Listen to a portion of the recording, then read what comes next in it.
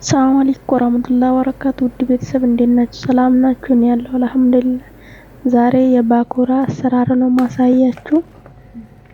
ለረመዳን የሚሆን የባኮራ አሰራር ነው ማሳያችሁ። እዚህ ጋር የተለያዩ አትክልት፣ ሽንኩርት፣ ድንች፣ ካሮት ፈቅፍቄ ያዘጋጀሁት ሚጥሚጣ ከትፌ ጨምራለሁኝ እና ባክዶነስ ከዝበራ አለ።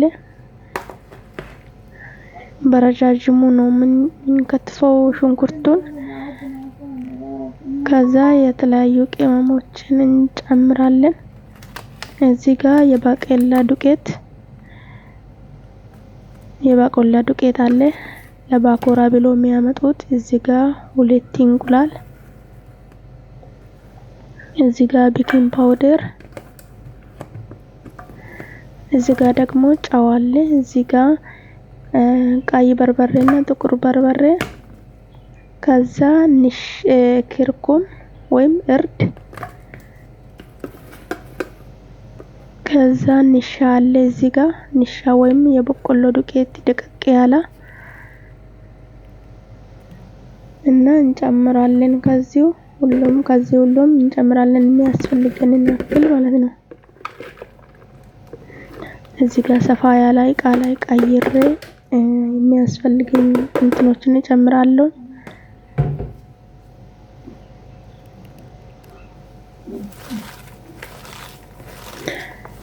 የተወሰነው የራሱ ውሃ እንዲወጣ በጣም እሽት ታረጋላችሁ በደንብ ማለት ነው። እሽት ስታረጉ የራሱ ውሃ ይወጣል። ከዛ ሌላ ውሃ ምናምን ሳትጨምሩ 2 እንቁላል ጨምራለሁ እዚህ ጋር በራሱ ውሃ ነው። እና እዚህ ጋር ደግሞ የባቄላ ዱቄት 2 ማንኪያ፣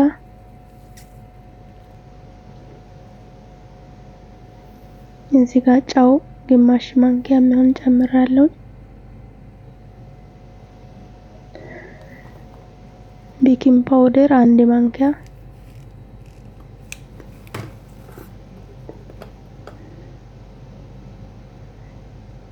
ከዛ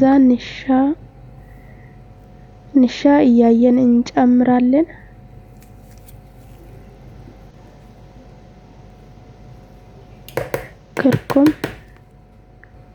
ክርኩሙ ደግሞ እርድ ማለት ነው። ለከለሪ ይጠቅመናል። ፍልፍል ስወድ ወይም ቁንዶ በርበሬ፣ እዚህ ጋር ቀይ በርበሬ ብቻ ሳይሆን የተወሰነ ቅመም ተጨምሮበት የተፈጨ ነው።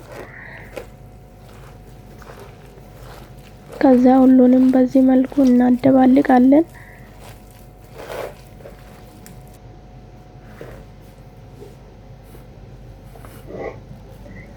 እዚህ ጋር በደንብ አደባልቄ ትንሽ ፈለገ ንሻ ወይም ዱቄት ያላችሁን ዱቄት ፍሩኑ ዱቄትም ሊሆን ይችላል ትንሽ ትጨምራላችሁ። ከዛ ይላል ይያዛል ማለት ነው። በጣም አትጨምሩ። በደንብ ዱቄት ከተጨመረ ትንሽ ይላል። ውስጡ ሳይበስል ከላይ ብቻ ቀይ ይሆናል ማለት ነው ሲጠብሱት። ስለዚህ ለስለስ ያለ መሆን አለበት። በዚህ መልኩ ለስለስ ያለ መሆን አለበት።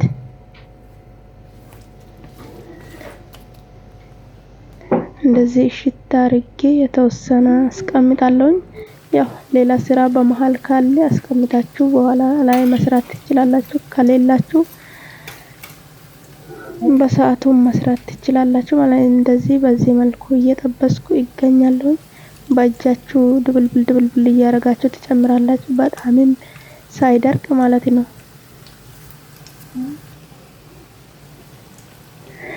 ከሌሩ ቡኒ ሲሆን ታወጣላችሁ።